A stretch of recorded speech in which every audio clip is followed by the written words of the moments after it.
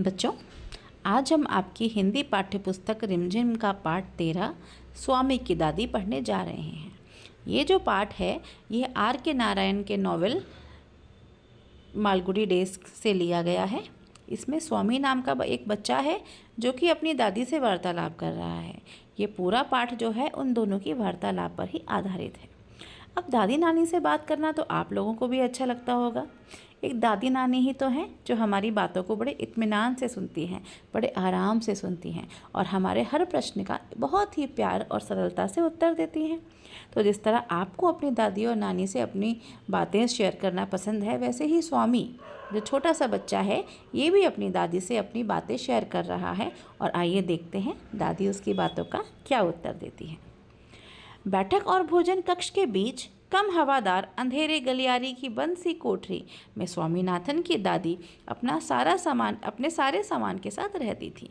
उनका सामान था 5 दरियों, 3 चादरों, 5 तकियों वाला भारी भरकम बिस्तर, पटसन के रेशे का बना एक वर्गाकार बक्सा और लकड़ी का एक छोटा बक्सा जिसमें तांबे के सिक्के, इलायची, लौंग और सुपारी पड़े रहते थे।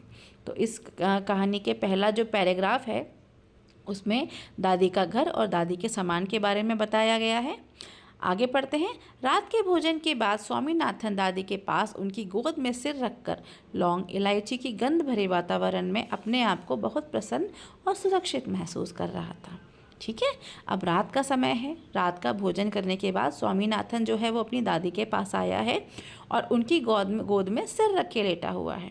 अब जैसा कि आपको पहले पैराग्राफ में बताया गया है कि दादी के पास इलायची, लौंग और सुपारी जो है वो हमेशा पड़े रहते थे, तो उनके कमरे में भी लौंग और इलायची की गंध यानी कि जो स्मेल है वो भरी रहती थी। और उस स्मेल में, उस गंध में स्वामीनाथन बहुत ही प्रसन्न और सुरक्षित महसूस कर रहा था।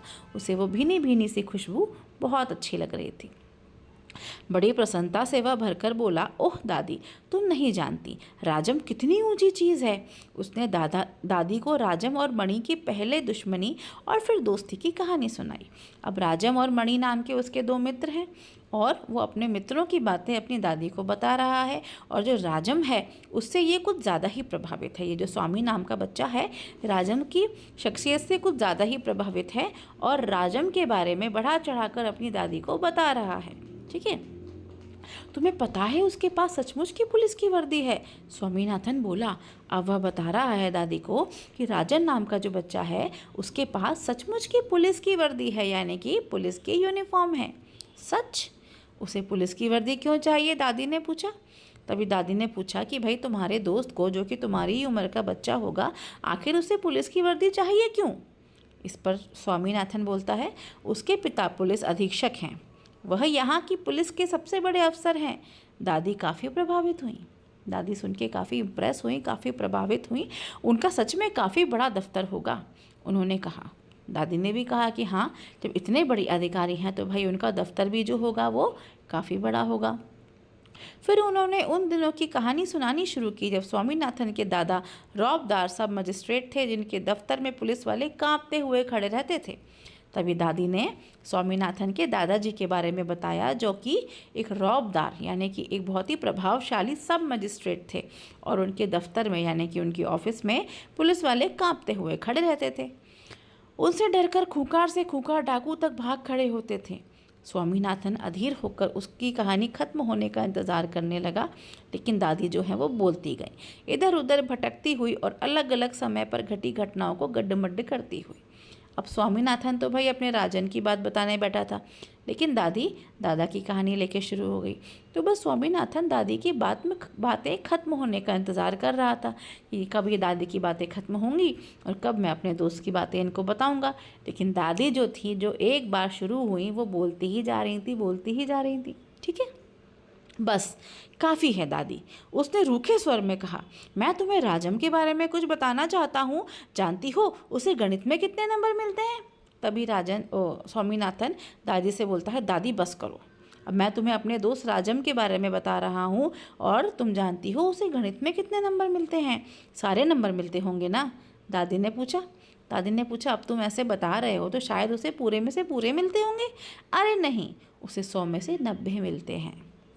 स्वामीनाथन बोलता है, नहीं दादी, पूरे नहीं मिलते, उसको 100 में से 90 अंक मिलते हैं। चलो अच्छा है, लेकिन तुम्हें भी मेहनत करके उसकी तरह नंबर लेने चाहिए। तुम्हें पता है तुम्हारे दादा कभी कभी ऐसे उत्तर लिखते थे कि परीक्षकों को भी चकित कर देते थे। किसी सवाल का जवाब देने में वे दूसरों के मुकाबले 10वां हिस्सा वक्त लेते थे और फिर उनके जवाब इतने शानदार होते थे कि कभी कभी उनके अध्यापक उन्हें 200 नंबर तक दे देते थे। अब दादी ने जो थी वो फिर दादा का बखान शुरू कर दिया कि तुम्हें पता है तुम्हारे दादाजी कितने होशियार थे और वो इतने अच्छे जवाब देते थे कि कई बार उनके अध्यापक उन्हें 100 में से 200 नंबर तक दे देते थे। जब उन्होंने एमए किया तो उन्हें इतना बड़ा मेडल मिला था। अब वो बता रही हैं कि जब आपके दादाजी ने एमए किया था उन्हें एक बहुत बड़ा मेडल मिला था। मैं कई सालों तक उसे गले में पहनती रही, पता नहीं कब उसे उतारा। हाँ, जब तुम्हारी बुआ पैदा हुई। नहीं, तुम्हारी बुआ नहीं, तुम्हारे पिता। अब दादी की जो याददाश्त है वो थोड़ी कमज़ोर है। याद आया, तब बच्चा 10 दिन का था। अरे नहीं, मैंने पहले ठीक कहा था, तुम्हारी बुआ ही पैदा हुई थी। पता है वो मेडल अब कहाँ है? मैंने वह तुम्हारी बुआ को दिया और उस बेवकूफ़ ने उसे गलवा कर 4 चूड़ियाँ बनवा ली, और वह भी इतनी मामूली सी चूड़ियाँ कि मैं हमेशा कहती रही हूँ कि हमारे परिवार में उस जैसा महामूर्ख कोई है ही नहीं। दादी जो थी बस अपनी कहानी बताए जा रही है कि किस प्रकार उसने वो मेडल बुआ को दे दिया और बुआ ने उस मेडल को गलवा कर अपने लिए चूड़ियाँ बनवा ली। और बुआ के इस फैसले से दादी बिल्कुल भी खुश नहीं है और उसने बुआ को बेवकूफ़ों की श्रेणी में रख दिया है कि वो जो है वो परिवार की सबसे बड़ी महामूर्ख है। अब बस भी करो दादी, तुम बेकार की पुरानी कहानियाँ सुनाती रहती हो। क्या तुम राजम के बारे में नहीं सुनना चाहती? अब जो स्वामीनाथन है उसे थोड़ा सा गुस्सा आ रहा है, थोड़ा सा वो इरिटेट हो रहा है और दादी को चुप करने को कह रहा है कि दादी अब अपनी कहानी सुनाना बस करो। क्या तुम मेरे मित्र राजम के बारे में नहीं सुनना चाहती हो? दादी कह रही है हाँ बोलो।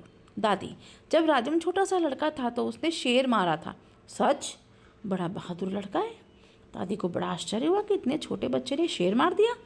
तुम ये बात मुझे खुश करने के लिए कह रही हो, तुम्हें यकीन नहीं हुआ होगा। स्वामीनाथन ने बड़े उत्साह से कहानी सुनाना शुरू करी। राजम के पिता एक जंगल में डेरा डाले हुए थे। राजम उनके साथ था। अचानक 2 शेर उन पर झपटे। एक ने पीछे से हमला करके पिता को गिरा दिया, दूसरे ने राजम का पीछा किया। राजम एक झाड़ी के पीछे छुप गया और वहां से गोली चलाकर शेर को मार डाला। दादी, क्या तुम सो गई? उसने कहानी खत्म होने पर पूछा। उसने राजम और शेर और उसके पिताजी की पूरी कहानी सुनाई। तब तक उसको लगा कि शायद दादी सो गई। उसने फटाफट पूछा, दादी क्या तुम सो गई? दादी ने बोला, नहीं बेटा, सुन रही हूँ। अच्छा बताओ कितने शेर आए थे? तो दादी ने फट से जवाब दिया कि 2 शेर राजम पर झपटे थे, जो कि गलत जवाब था। इससे स्वामीनाथन जो था वो दादी पर चिढ़ गया। मैं तुम्हें इतनी ज़रूरी बातें बता रहा हूँ और तुम नींद में ना जाने क्या क्या उल जुलूल कल्पनाएं किए जा रही हो। अब मैं तुम्हें कुछ नहीं बताऊँगा। मैं जानता हूँ तुम ऐसा क्यों कर रही हो। तुम राजम को पसंद नहीं करती। अब वो थोड़ा सा चिढ़ गया है दादी की इस हरकत से और कह रहा है, तुम जानबूझकर ऐसा कर रही हो दादी, क्योंकि तुम्हें राजम पसंद नहीं है। नहीं नहीं, वह तो बहुत प्यारा लड़का है, दादी ने बड़े विश्वास से कहा, जबकि उसने राजम को देखा तक नहीं था। स्वामीनाथन खुश हो गया। दूसरे क्षण उसके मन में एक नया संदेह पैदा हुआ। दादी, शायद तुम्हें शेर की कहानी पर विश्वास नहीं हो रहा है। तो उसको एक नया संदेह पैदा हुआ कि जब स्वामीनाथन को ये पसंद करती हैं, लेकिन मुझे लगता है कि इनको शेर वाली कहानी पर विश्वास नहीं है।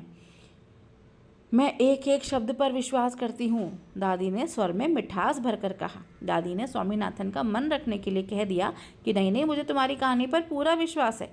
स्वामीनाथन को इससे बहुत खुशी हुई, लेकिन उसने चेतावनी के तौर पर जोड़ा, जो भी हो उसे झूठा कहेगा वह उसे गोली मार देगा। कह रहा, जो भी है दादी, जो भी राजम को झूठा कहेगा ना वह उसे गोली मार देगा। दादी ने इसका समर्थन किया और हरिश्चंद्र की कहानी सुनाने की बात कही, जिसने वचन का पालन करने के लिए सिंहासन, पत्नी और बच्चों को खो दिया और अंत में उसे सब कुछ वापस मिल गया। दादी ने स्वामीनाथन को राजा हरिश्चंद्र की कहानी सुनाना शुरू कर दिया। उसने कहानी आधी ही सुनाई थी कि स्वामीनाथन खर्राटे लेने लगा।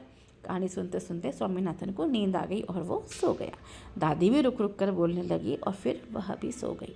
और दादी भी कहानी सुनाते सुनाते उसका जो स्वर है वो रुक रुक कर आने लगा और दादी भी सो गई।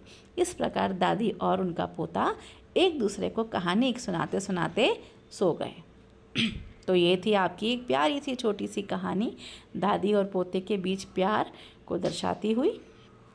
अब आप क्या करेंगे, आप इस कहानी को दोबारा से पढ़ेंगे और इस कहानी में आए कठिन शब्दों को रेखांकित करेंगे और कक्षा में हम उनके बारे में चर्चा करेंगे। आशा करती हूँ ये पाठ आपको समझ आया होगा। मिलते हैं कक्षा में। धन्यवाद।